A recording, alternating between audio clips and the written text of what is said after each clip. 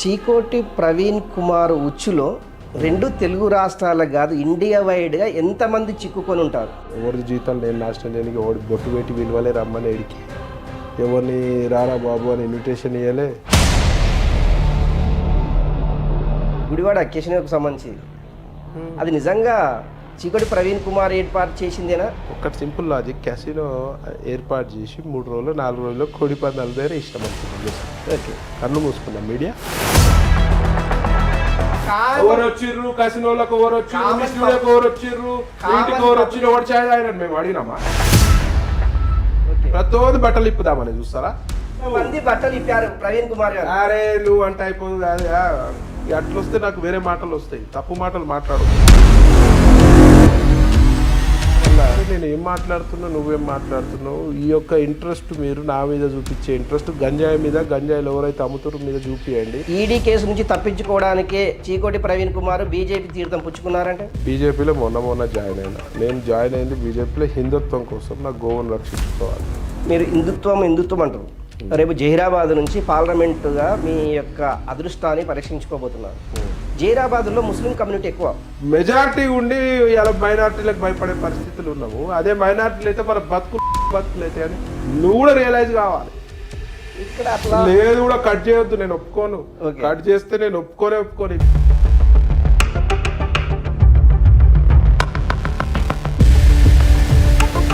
జహీరాబాద్ నుంచి ఎన్ని కోట్లు ఇచ్చి టికెట్ కొనబోతున్నారంటే? ఎట్లా తెలుసా? ఇప్పుడు ఇంటర్వ్యూ పురాణ మస్జిద్కు నయా చున్నా అంటారు. ఒకటి, ప్రజలు పిచ్చోళ్ళు కాదు. మనం ఏదైనా మాట్లాడితే దాంట్లో అర్థం ఫస్ట్ వాళ్ళు, మనకంటే ఎక్కువ వాళ్ళు ఫాస్ట్.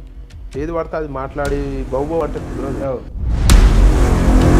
కిషన్ రెడ్డికి చీకోటి ప్రవీణ్ కుమార్కి ఎక్కడ గ్యాప్ వచ్చిందంటే ఏం చెప్తారు?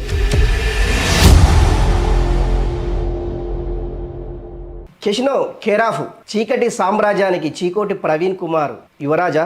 నిజంగా చీకోటి ప్రవీణ్ కుమార్ ఈ ఎంచుకున్న కెసినోకు సంబంధించి ఎందుకు ఎంచుకోవాల్సి వచ్చింది, కెసినో వల్ల ఎంతమంది జీవితాలు నాశనమయ్యాయి అనే అంశం మీద మాట్లాడడానికి చీకోటి ప్రవీణ్ గారు మనతో ఉన్నారు. అన్న నమస్తే. నమస్తే. ఫస్ట్ చీకటి అనేది తీసేయండి.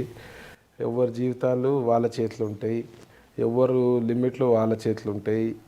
ఓవర్ స్పీడ్ పోతే ఏ బండి అయినా కింద పడుతుంది. సో దాన్ని బట్టి ఉండాలి. ఎవరి జీవితాలు నేను నాశనం చేయడానికి ఎవరి బొట్టు పెట్టి విలువలే రమ్మని ఏడికి ఎవరిని రారా బాబు అని ఇన్విటేషన్ ఇవ్వలే, వచ్చి ఓడగొట్టుకో అని చెప్పాలి. ఏ ఇంటర్వ్యూలైనా వద్దురానైనా మీరు జీవితాలు ఏదో వచ్చినరా సరదాగా రావాలి తప్పించి ప్రొఫెషనల్ గ్యాంబ్లింగ్కి దూరం ఉండాలని చెప్తారు. చీకోటి ప్రవీణ్ కుమార్ ఉచ్చులో 2 తెలుగు రాష్ట్రాలకు కాదు ఇండియా వైడ్గా ఎంతమంది చిక్కుకొని ఉంటారు? ఉచ్చు వేస్తే కదా చిక్కుకోనికి. మీడియా ఉచ్చులు ఎంతమంది చిక్కుకున్నారు?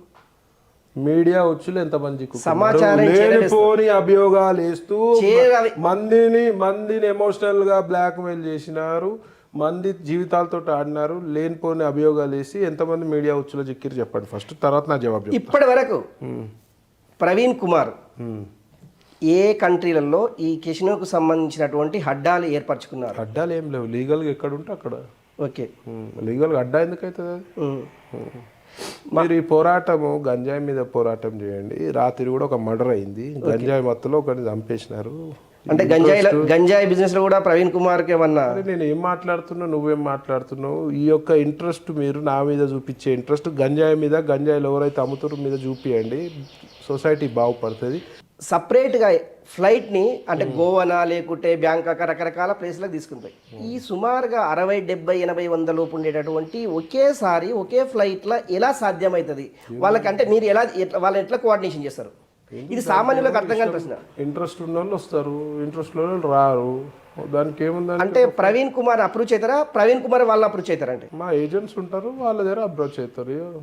బిజినెస్ అది, బిజినెస్ లీగల్ బిజినెస్సే కదా, ఇల్లీగల్ అయితే భయపడాలి. ఒకటన్నా నిజంగా వాళ్ళకు ఆడాలని ఇంట్రెస్ట్ ఉంటే వాళ్ళే నేరుగా వెళ్ళేసి ఆడుకోవచ్చు కదా, ఆడతారు కదా. ఇందులో ఇన్వాల్వ్మెంట్ ప్రవీణ్ కుమార్ ఎందుకు ఉండదంటే? మా పేమెంట్ బాగుంటుంది, రకరకాల సర్వీస్ ఉంటుంది. మేము లిక్కర్ పెట్టే లిక్కర్ మంచి కాస్ట్లీ లిక్కర్ పెడతాము. అట్లా ఒక బ్రాండింగ్ ఉంది, ఆ బ్రాండింగ్ వల్ల ఇష్టపడతారు. అంటే ఆ తాగిన మైకంలో, ఆ తాగిన మత్తులో ఈ కెసినోలో డబ్బులు పెట్టడానికి ఆస్కారం ఉంటుందనేసి మంచి మద్యం ఇస్తారంటే? తాగిన మత్తులు అంటే నీకు ఓష్ ఎంత ఉండదు నీకు తెలియదా? తాయిన మత్తులో ఒకటి ఏదో బెట్టు పెడతావు, నీకు రావద్దని రూల్ లేదు కదా. నువ్వు కూడా గెలవచ్చు కదా, తాయిన మత్తులో గెలవచ్చు కదా, పోవచ్చు గెలవచ్చు, దానికి ఏముంది. మీరు తీసుకెళ్లిన వారిలో కానీ రకరకాల పొలిటికల్ లీడర్స్ కావచ్చు, రకరకాల బిజినెస్ మ్యాన్స్ కావచ్చు. ఎట్లా తెలుసా, ఇప్పుడు ఇంటర్వ్యూ పురాణ మస్జిద్ కు నయా చున్నా అంటారు, ఒకటి పాత మస్జిద్ కొత్త చున్నా అంటే వేసి ఇప్పటికీ పబ్లిక్ బోర్ అయిపోయి పబ్లిక్ అంటే సామాన్యులకు అర్థం కాని చాలా అర్థమైంది, సామాన్యులకు అర్థమైంది. నన్ను ఒక లీడర్ గా స్వీకరించారు. ఇవాళ మా జుక్కల్ నుంచి జైరాబాద్ కాన్స్టిట్యూన్సీ యువకులు అంతా కూడా వచ్చారు, ప్రవీణ్ అన్న నువ్వు జైరాబాద్ ఎంపీగా రావాలని చెప్పి. వాళ్ళకి తెలుసు కదా, ఒకవేళ నేను ఒక నేరస్తున్నో, నేను నేరగానో, ఆర్థిక నేరాలకు పాల్పడితే వాళ్ళు రారు కదా. చీకోటి ప్రవీణ్ కుమార్ పైన రాష్ట్ర ప్రభుత్వము ఎన్ని కేసులు, గత ప్రభుత్వం ఎన్ని కేసులు బనాయించింది, ఎన్ని కేసులు పెట్టింది అంటే బాగుంది. బనాయించింది అనేది బాగుంది. ఒక 3 కేసుల వరకు పెట్టిర్రు, కక్ష ధోరణితో పెట్టిరు, కానీ వాళ్ళు ఏమి ఇది చేసుకోలేకపోయారు. ఎందుకంటే హిందుత్వం మీద పోట్లాడేటోళ్ళు ఎవరి మీద కూడా కేసీఆర్, కేటీఆర్ ఉక్కుపాదం మోపాలని డిసైడ్ అవుతారు. ఎందుకంటే వాళ్ళు ఎంఐఎం వీళ్ళంతా బీఆర్ఎస్ వాళ్ళు, అక్బరుద్దీన్, అసదుద్దీన్ ఎంతసేపు వాళ్ళని ప్రసన్నం చేసుకోనికి హిందువులపై, తోటి హిందువులపై, గుళ్ళ గురించి, గో గురించి రక్షించేటోళ్ళని కాపాడేటోళ్ళపై కేసులు పెట్టేది వాళ్ళకి ఆనవాయితీ. ఆ గోశాపం దాకి అలా సంకనాకపోయింది ఆ బీఆర్ఎస్ గవర్నమెంట్. చీకోటి ప్రవీణ్ పైన ఈడీ సోదాలు కూడా చేపట్టింది, ఈడీ దాడిలో చేసింది. ఎందుకని ఉండొచ్చు అంటారు? నడుస్తుంది ఇన్వెస్టిగేషన్, పార్ట్ ఆఫ్ ఇన్వెస్టిగేషన్ చాలా ఉంటాయి కదా. ఈడీ కేసు నుంచి తప్పించుకోవడానికే చీకోటి ప్రవీణ్ కుమార్ బీజేపీ తీర్థం పుచ్చుకున్నారంటే. ఈడీ కేసు 1.5 year పైన అయిపోయింది. ED case almost 1 year. ఏనండి బీజేపీలో మొన్న జాయిన్ అయినా. నేను జాయిన్ అయింది బీజేపీలో హిందుత్వం కోసం, నా గోవును రక్షించుకోవాలి, నా హిందూ సోదరుల గురించి. ఒకవేళ నేను బీజేపీలో జాయిన్ అయిందంటే ఈడీ అయినా తెల్లారో మర్నాడో నెలకో 2 నెలలకో జాయిన్ అవుతుంది. ఈ 1.5-2 years టైం తీసుకో. బీజేపీలో చీకోటి ప్రవీణ్ కుమార్ రావడం ఇష్టం లేకే తెలంగాణ చీకోటిని చీకొట్టింది. ఒకరిద్దరికి ఇష్టం లేకుండా పోవచ్చు, ఉండని ఇష్టం లేకపోతే ఒక రాష్ట్ర అధ్యక్షుడు కిషన్ రెడ్డి కొనసాగుతున్నారు, ఆయనకి ఇష్టం లేకుండా చీకోటి కిషన్ అన్నకి ఇష్టం లేకపోతే నేను ఎలక్షన్లో కిషన్ అన్న గారితోటి నేను ప్రచారంలో పాల్గొనడం జరిగింది. ఆయన కార్లోనే నన్ను తీసుకెళ్ళాడు. ఆయనకి ఇష్టం లేకపోతే ఆయన వెంబడి తిరగా కదా. ఒక చిన్న మిస్కమ్యూనికేషన్ ఉండే, దాన్ని ఒక రాద్ధాంతం చేయాల్సిన అవసరం లేదు. తర్వాత బీజేపీ పిలుచుకున్నారు, హ్యాపీగా మేము పోయినాము. ఆ గ్యాప్లో నాకు వేరే పార్టీల నుంచి కూడా ఇన్విటేషన్ వచ్చింది, కానీ నేను హిందుత్వంని మోదీ గారిని. ఏ పార్టీ నుంచి వచ్చింది? ఏదో పార్టీ నుంచి వచ్చింది. హిందుత్వం గురించి నేను జాయిన్ అయినా, మా మోదీ గారిని చూసి ఇన్స్పైర్ అయ్యి జాయిన్ అయినా, తప్పించి వేరే ఉద్దేశాలు ఈడీల గురించి, ఇన్కమ్ ట్యాక్స్ గురించి కాదు. మీరు హిందుత్వం అంటారు. రేపు జహీరాబాద్ నుంచి పార్లమెంటుగా మీ యొక్క అదృష్టాన్ని పరీక్షించుకోబోతున్నారు. జహీరాబాద్లో ముస్లిం కమ్యూనిటీ ఎక్కువ. నేను ముస్లిమ్స్ని ఏమంటలేను కదా, నేను తిట్టేది ఓవైసీని. మా వాళ్ళని, మా దేవాలయపై దాడి చేసేటోని, మా గోవుపై దాడులు చేసేటోని, మా యొక్క సంస్కృతి, మా యొక్క సనాతన ధర్మంపై దాడి చేసేటోని తిడతా. ఆ ఓవైసీని తిట్టినంత మాత్రం ముస్లిం సోదరులను తిట్టినట్టు కాదు.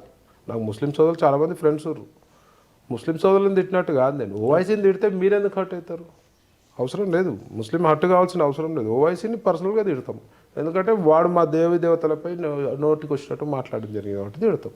ముస్లిం సోదరులకి నాకేం దుష్మని లేదే, బీజేపీకి ముస్లిం సోదరులకి ఏం దుష్మని లేదే. 3 తలాక్ ఇవ్వలేదా, 370 ఆర్టికల్ రద్దు చేయలేదా? ముస్లిం సోదరులకు ఎప్పుడైనా బీజేపీ పెద్దపీట వేస్తుంది. చీకోటి ప్రవీణ్ కూడా చాలామంది ముస్లిం సోదరులు ఫ్రెండ్స్ ఉన్నారు. ముస్లింకి యాంటీ కాదు, ఎవరైతే నా ధర్మాన్ని కించపరుస్తారో వాళ్ళకి యాంటీగా.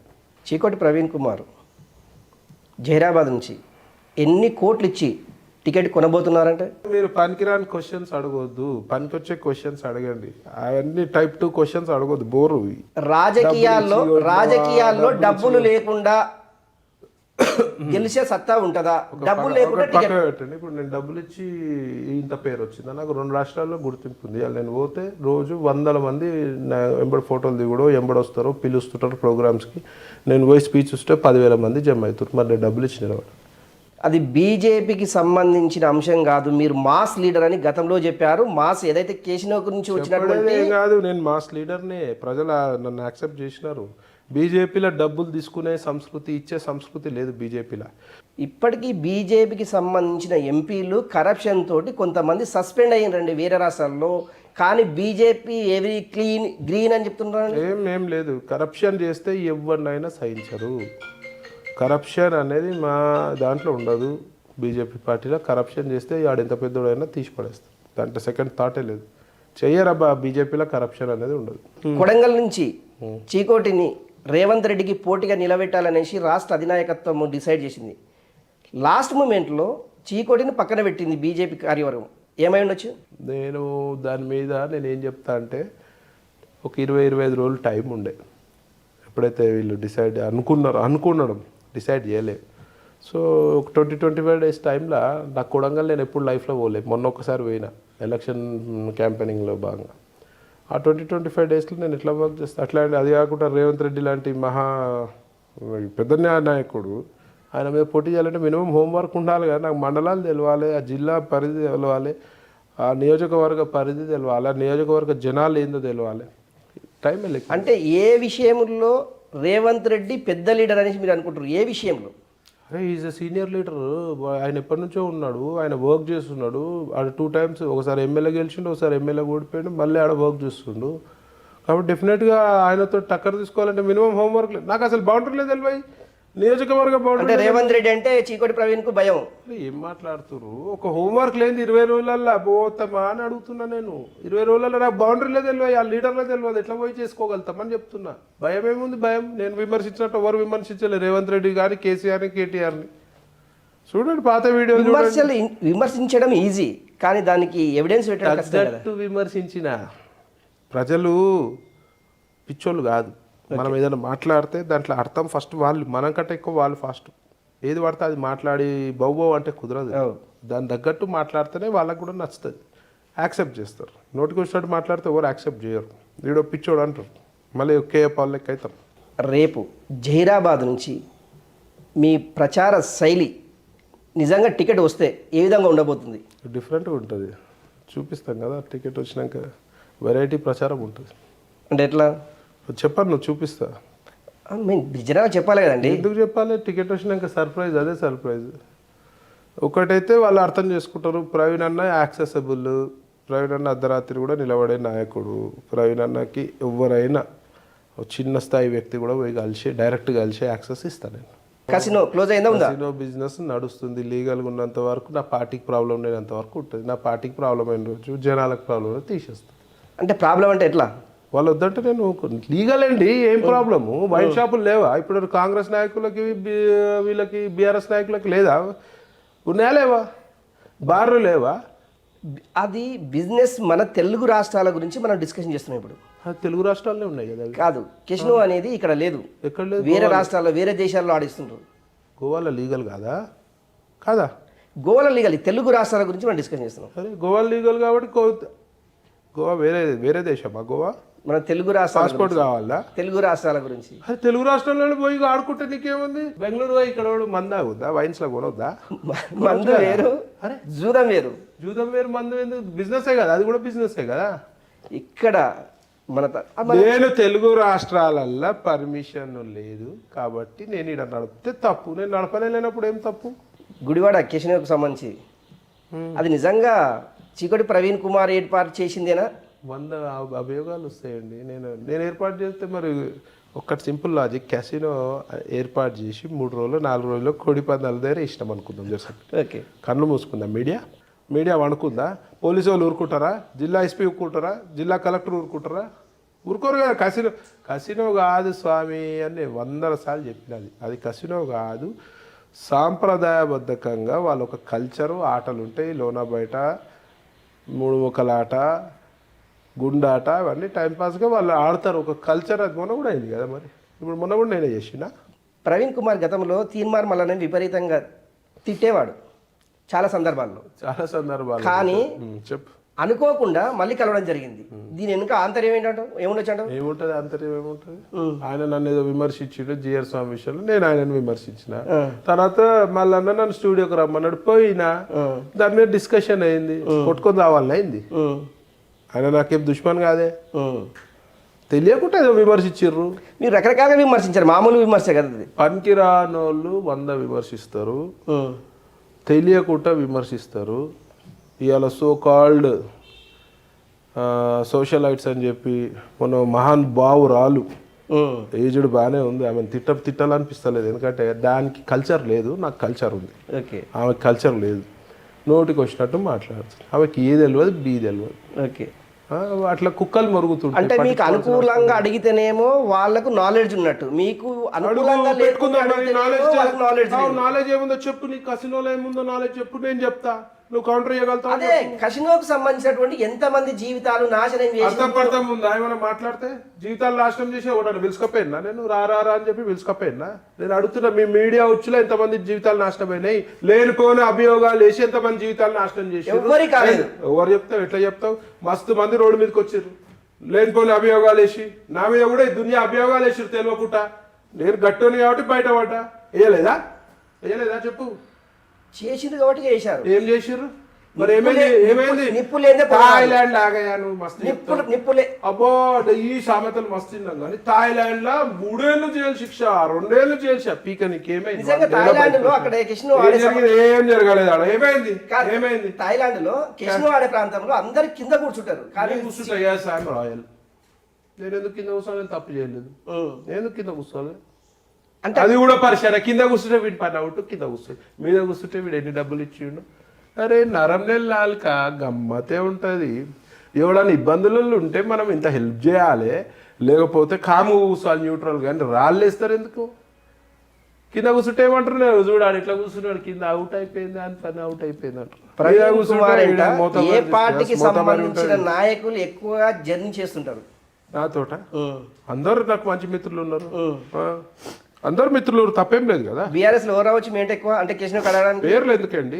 జనరల్ గా నువ్వు ఇన్వెస్టిగేటివ్ జర్నలిస్ట్ లకు అడుగుతున్నావు కదా, తెలవాలి కదండి. తెలవాలి. ఎవరు ప్రైవసీ లైఫ్ మీద ఎవరికి హక్కు ఉంటుంది చెప్పండి? ఎవరికి హక్కు ఉందండి? ఎవరికి హక్కు లేదు. మరి ఎందుకు అడుగుతారు మీరు? ఎందుకు అడుగుతారు మీరు? మీకేం పని? ఎవరు వచ్చిర్రు కసినోళ్ళకు, ఎవరు వచ్చిర్రు స్టూడియోకి, ఎవరు వచ్చిర్రు ఇంటికి, ఎవరు వచ్చిర్రు, ఎవరు ఛాయ్ తాగినట్టు మేము అడిగినామా? ప్రైవసీ, కసినో అనే సబ్జెక్టు ప్రైవసీ. వాడెవడో రిలాక్స్ కోసం వస్తాడు, ఆడేదో 2 రోజులు 3 రోజులు ఫ్యామిలీస్ తోటి రిలాక్స్ వస్తారు, విత్ వైఫ్ విత్ పిల్లలు కూడా వస్తారు కసినోకి. ఇల్లీగల్ ప్లేస్, గందా ప్లేస్ అయితే రారుగా. వాటి డీటెయిల్స్ ఎట్లా అడుగుతారు మీరు? ప్రతోది బట్టలు ఇప్పుదామని చూస్తారా? ఎందుకు అడుగుతారు మీరు? మీకు అధికారం లేదు. బట్టలు ఇప్పారు ప్రవీణ్ కుమార్ గారు. అరే నువ్వు అంటే అయిపోదు కాదు, అట్లొస్తే నాకు వేరే మాటలు వస్తాయి, తప్పు మాటలు మాట్లాడొద్దు. నాకు సంజయ్ గారు రాంగ్ మాటలు మాట్లాడొద్దు.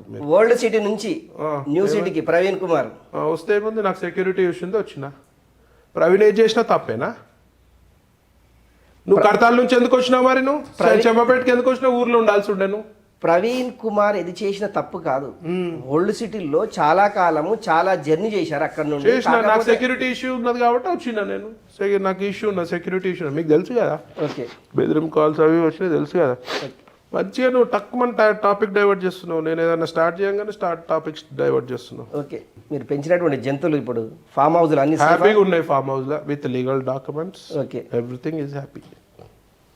మేము మీడియాలో పోతే కూడా ఆపలే కదా నేను. ఓకే, ఈడీ రైడ్ అని తెల్లారు మీడియాలో పోతే కూడా ఆపలే. ఎందుకు ఆపలే? అన్ని లీగల్గా ఉన్నాయి కాబట్టి ఆపలే. రేపు బీజేపీ చీకోటు ప్రవీణ్కి ఎక్కడ టికెట్ కన్ఫర్మ్ చేయలేదు, టికెట్ లేదు. బీజేపీ పార్టీ నుంచి రాజీనామా చేసే అవకాశం ఉందా? నేను హిందుత్వం గురించి వచ్చినా హ్యాపీగా బీజేపీలు ఉంటా. నాకు బీజేపీలో కంఫర్ట్ జోన్లో ఉన్న రోజులు నాకు బీజేపీలు ఉంటా, నాకు ప్రాబ్లమే లేదు. నేనేదో పదవులు అనుభవించాలని, పెద్ద పొజిషన్లో పోవాలని నేను బీజేపీ పార్టీలకు రాలే.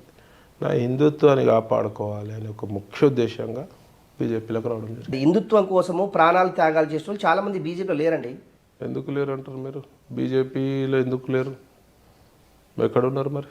చిన్నజీవి బీజేపీ కాంగ్రెస్ వాళ్ళు డైరెక్ట్ తుమ్మల నాగేశ్వరరావు గారు డైరెక్ట్ స్టేట్మెంట్ ఇచ్చిండు. కాంగ్రెస్ పార్టీ ముస్లింలు ఉంటేనే పార్టీ, ముస్లింల పార్టీ కాంగ్రెస్ పార్టీ అని స్టేట్మెంట్ ఇచ్చారు. మరి అందులో పోయి జాయిన్ కావాలా? మీరు హిందుత్వము అంటే హిందుత్వము, హిందూ ఎజెండా, ఇవాళ దేశంలో హిందువుల గౌరవము. ఇవాళ ఒకటి అడుగుతా, మన మెజారిటీ ఉంటేనే మన గుళ్ళపై, మన దేవుళ్ళపై, మన ఆవులపై దాడులు అవుతున్నాయి. రేపు మన మైనారిటీ అయితే మన బతుకులు ఏమవుతాయని ఆలోచన చేయండి. మెజారిటీ ఉంటేనే ఈ ప్రాబ్లం ఉంది, మైనారిటీ అయితే ఏమవుతుంది చెప్పండి. అట్లా నేను వేరే మతాలకు వ్యతిరేకత కాదు. ఈ భారతదేశం అందరి మతాలకు నిలయం. ఎంత గొప్ప దేశం మనది చెప్పండి. ఇవాళ పోయి పాకిస్తాన్లో మీరు గుడి కట్టగలుగుతారా? కట్టగలుగుతారా? రోమ్ నగరంలో పోయి ఒక గుడి కట్టగలుగుతారు. ఎందుకు పాకిస్తాన్ హిందూ దేవాలయాలు లేవా? పాతయి రెండు దేశాలు కలిసి ఉన్నప్పుడు ఉన్న దేవాలయాలు అవి కూడా దీనావస్థ స్థితిలో ఉన్నాయి. ఎప్పుడు భారతదేశము పాకిస్తాన్ దేశం కలిసి ఉన్నాయి, కలిసి ఉన్నప్పుడు ఉన్న దేవాలయాలు ఇవాళ పోయి ఉన్నాయంటున్నావు కదా, కట్టుపో, నేను ఎంత అన్న ఫండింగ్ ఇస్తాను నీకు, కడతావా అంటున్నా.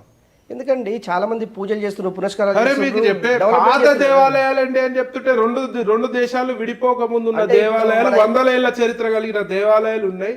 అందులో కూడా 10% ఆడ హిందువులు ఉన్న ప్లేస్ లా పూజలు అతి కష్టం మీద భయపడుకుంటా జరుగుతుంది. ఇప్పటికి కూడా దేశంలో భారతదేశంలో తెలంగాణలో కానివ్వండి ధూప నైవేద్యాలకు నోచుకునే దేవాలయాలు చాలా ఉన్నాయి. ఒక దిక్కు చెప్తున్నా నేను, మెజారిటీ ఉండి ఇలా మైనారిటీలకు భయపడే పరిస్థితులు ఉన్నాము. అదే మైనారిటీలు అయితే అని నువ్వు కూడా రియలైజ్ కావాలి. ఇక్కడ అట్లా లేదు కూడా కట్ చేయొద్దు, నేను ఒప్పుకోను. కట్ చేస్తే నేను ఒప్పుకోను. 100% మొత్తం అన్నీ వేయాలి మీరు. మీకు అనుకూలంగా ఉన్నాయి మిమ్మల్ని అనేటి అన్ని కట్ చేస్తే నేను ఒప్పుకొని చెప్తున్నా. మాకు అనుకూలం మీకు అనుకూలం కాదు. నేను ఈ ఇంటర్వ్యూ నిజాయితీగా పోతుంది, అదే ట్రాన్స్పరెన్సీగా ప్రతి ఒక్క పాయింట్ మీరు రిలే చేయకపోతే నేను ఒక వీడియో చేస్తాను. ఏంది బీజేపీ పరిస్థితి? నేను చెప్తున్నా ఫస్ట్ ఈ టాపిక్ కానివ్వండి. పాకిస్తాన్లో మనం గుడి కట్టగలుగుతామా? కట్టగలుగుతామంటే చెప్పు, నేను ఎన్నో ఫండింగ్ చేస్తా. పాకిస్తాన్ నువ్వు కట్టగలుగుతా అని చెప్తే నీకు ఫండింగ్ చేస్తే నువ్వు కట్టి రోమ్ నగరంలో పోయి మనం ఇవాళ గుడి కట్టగలుగుతామా? హిందూ దేవాలయం గురించి అరే నేను చెప్పిన దానికి నువ్వు జవాబు చెప్పబ్బా.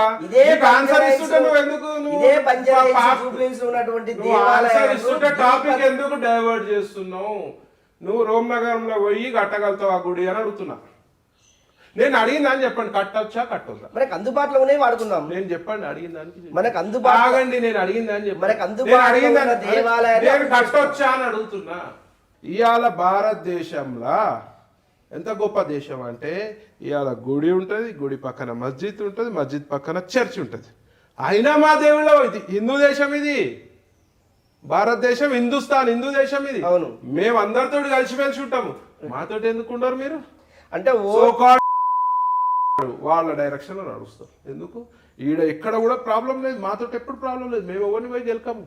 మొన్న కూడా రీసెంట్ గా ఈ రామ్లల్లా దేవాలయం గురించి సంబంధించిన ప్రాణ ప్రతిష్ఠ రోజు పల్లకి సేవ చేస్తుంటే మీదికి వెళ్ళి చెప్పిస్తున్నాడు.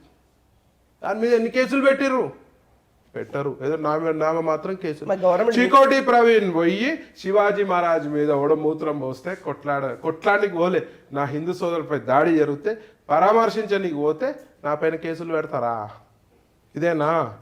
ఇవాళ అందుకే అడుగుతున్నా, నువ్వు అన్నావు కదా బీజేపీలు ఎందుకు చేయను. ఇవాళ హిందువులకు రక్షణ కవచంగా ఉండే ఏదైనా పార్టీ ఉందంటే బీజేపీ పార్టీ. ముస్లింలు నేను ఏమి ఇది చేయరు బీజేపీ పార్టీ, కానీ హిందువులకు రక్షణ కవచం, దేశ ప్రజలకు రక్షణ కవచం. ఇవాళ చైనా కానీ పాకిస్తాన్ ఇట్లా చూడాలంటే ఉచ్చ పోసుకుంటారు మా మోదీ గారికి. బీజేపీ పార్టీలు ఎందుకు జాయిన్ అయినావు అంటే ఇందుకు జాయిన్ అయినా అని చెప్తున్నా. బీజేపీ బీఆర్ఎస్ రేపు జరిగేటటువంటి పార్లమెంట్ ఎన్నికల్లో పొత్తులు ఆల్రెడీ కుదిరినట్లు ఎవరికి లేని ఇంటెలిజెన్స్ కంటే ఎక్కువ ఇన్ఫర్మేషన్ మీకు ఉంది సంజయ్ గారు. ఆల్రెడీ మీకు ఉండొచ్చు నాకు తెలిసి. మీకే ఒకవేళ బీజేపీ బీఆర్ఎస్ అలయన్స్ తోటి పోటీ చేస్తే పొత్తైతే మాకైతే మేమైతే ఉండము. వాళ్ళు ఎంఐఎం ఉన్న రోజులు మేము ఎవరితోటి మాకు వాడని వాళ్ళతో మేము ఉండము. ఎందుకుంటారు? ఒకవేళ అధిష్టానం నిర్ణయం తీసుకుంటే తీసుకోవచ్చు, కానీ ఉండదు మాకు. ఒకవేళ అధిష్టానం నిర్ణయం తీసుకున్నది అంటే మీరు బీజేపీ పార్టీ రండి, మేము మా వాళ్ళు ఎందుకు ఒప్పుకుంటారు? అదే మునిగిపోయిన నావాది ఏది బీఆర్ఎస్ అయిపోయింది, దాని పని అయిపోయింది, అర్థం అయిపోయి 10 years. ఆల్రెడీ పులి బయటికి రాలేదండి. ఏం పులినైనా ఏం పులి? అది ముసలి పులే వచ్చిందిగా, మన కుంటుకుంటా దుంకుకుంటా వచ్చింది ముసలి పులి. చారాన గోష్ లేదు గా పులి ముసలి పులే రేపు బీజేపీ తోటి అలయన్స్ పెట్టుకొని ముసలి పులి పని అయిపోయింది. ఓకే, ముసలి పులి పని అయిపోయింది, రామారావు పని అయిపోయింది. తెలంగాణ తెచ్చిందండి, 10 సంవత్సరాలు రాష్ట్రాన్ని ఏలిరు మోసపోయి మాటల గారెడిలో తెలంగాణ ప్రజలు మునిగిపోయి లేట్గా రియలైజ్ అయ్యారు. ఇలా మా పార్టీ రాలేదని బాధ ఉన్నా వాళ్ళకి అధికారాన్ని ఇవ్వలేదని మాత్రం నాకు సంతోషంగా. ఒకటి క్లారిటీ చెప్పండి, బీజేపీ బీఆర్ఎస్ అలయన్స్ ఉంటే చీకోటి ప్రవీణ్ కుమార్ బీజేపీలో కొనసాగుతారా? లేకుంటే ఉండదని చెప్తున్నా కదా, ఉన్న రోజు మన ఇద్దరం మళ్ళీ కూర్చుందాం. ఒకవేళ ఉన్నది అనుకోండి, ఉండదు అని చెప్తున్నా కదా. ఉంటే ఏంది ఉన్నప్పుడు వస్తే ఆలోచిద్దాం, ఉండదని చెప్తున్నా కదా. ఒకవేళ అలయన్స్ వచ్చింది అనుకో మీ లెక్కల, ఈ బీఆర్ఎస్ వాళ్ళు ఎంఐఎం తోటి టైఅప్ ఉంటే వాళ్ళ ముఖం కూడా మేము చూడం. మాకు ఎంఐఎం అంటే మంట. మాకు అసంటే ఉన్న పార్టీతోటి మాకు అవసరమే లేదు, ఉండరు, నాకు తెలిసి ఉండరు. పార్లమెంట్ ఎన్నికలకు సంబంధించింది ఇప్పటికే కొంత ఆశావాదులు ఆల్రెడీ బీజేపీ కార్యాలయం చుట్టూ చక్కర్లు కొడుతుండ్రు. అదే ఢిల్లీలో ఉన్నటువంటి పెద్దలతోటి కలుస్తుండ్రు. నిజంగా చీకోటి ప్రవీణ్ కుమార్ రాష్ట్ర నాయకులతోటి టచ్లో ఉండా, కేంద్ర నాయకులతో టచ్లో ఉండరంటే ఇక అది ఏం చెప్పలేము, అది ఉంటుంది కదా, ఎవరి ఛానల్లో అలాకుంటాయి. కేంద్రంలో ఉండొచ్చు, రాష్ట్రంలో ఉండొచ్చు. టికెట్ అయితే కన్ఫర్మ్ ఆశిస్తున్నా, కన్ఫామ్ ఏమి ఉండదు పార్టీలో. ఇలా పెద్ద లీడర్లు బండి సంజయ్ గారు కానీ డీకేఆర్ వాళ్ళకు కూడా, కిషన్ రెడ్డి గారు కూడా కన్ఫామ్ ఉండదు పార్టీ. కన్ఫామ్ నువ్వు నీకే అయిందని చెప్పారు. ఒకవేళ కన్ఫామ్ అంటే అనౌన్స్ చేసేస్తారు కదా. బీజేపీ పార్టీల సర్వేలు జనాలలో ఎట్లుందో చూసే ఇస్తారు. కిషన్ రెడ్డికి చీకోటి ప్రవీణ్ కుమార్కి ఎక్కడ గ్యాప్ వచ్చిందంటే ఏం చెప్తారు? లేనప్పుడు ఎక్కడ నుంచి చెప్పాలి గ్యాప్? ఎక్కడ గ్యాప్ లేదు. కిషన్ అన్న నాకు ఎప్పుడైనా విలువ ఇస్తాడు. కిషన్ అన్నతోటి కిషన్ అన్న ఆధ్వర్యంలోనే పనిచేస్తాను, అధ్యక్షన పనిచేస్తాను, హ్యాపీ. అరే ఆయన వెంబడే పోతుంది కదా, నేను కిషన్ అన్నని తీసుకో ప్రచారం కూడా పోయినా, మళ్ళీ వేరే దగ్గర పిలుస్తురు అన్న అంటే నువ్వు ఎక్కడన్నా పో, నీకు ఎవ్వరు పిలిచిన రాష్ట్రంలో వెళ్ళిపోను, ఆగాల్సిన పని లేదని చెప్పి నాకు మంచి ఎంకరేజ్ చేస్తాడు కిషన్ రెడ్డి గారు. మరి అంత ఎంకరేజ్, అంత పరిచయం ఉన్న వ్యక్తి చీకొట్టిండు కిషన్ రెడ్డి. పాతదే చెప్తారు, మిస్అండర్స్టాండింగ్ వచ్చింది ఒక జాతీయ లీడర్ తో. అదే అండి, ఒక జాతీయ లీడర్ కి కొన్ని డౌట్స్ ఉండే, ఆ డౌట్స్ క్లియర్ చేసుకున్నాక జాయిన్ అయినాము. అది కావద్దు అనుకోని సంఘటన జరిగింది. మరి ఇప్పుడు మళ్ళీ వచ్చినా కదా తల్లికి కొడుకుకైనా కొట్లాట అనుకోండి, ఒకరోజు బయటికి వేసి వచ్చినాం, మళ్ళీ ఇంటికి వచ్చినాం కదా. నాకు బీజేపీ పార్టీ తల్లితో సమానం. చీకోటి ప్రవీణ్ కుమార్ లాస్ట్గా బీజేపీ నాయకులు కావచ్చు, బీజేపీ కార్యకర్తలు కావచ్చు, రేపు జరిగేటటువంటి పార్లమెంట్ ఎన్నికలకు సంబంధించి మీరు ఎలాంటి సందేహాన్ని ఇవ్వగలుగుతారు?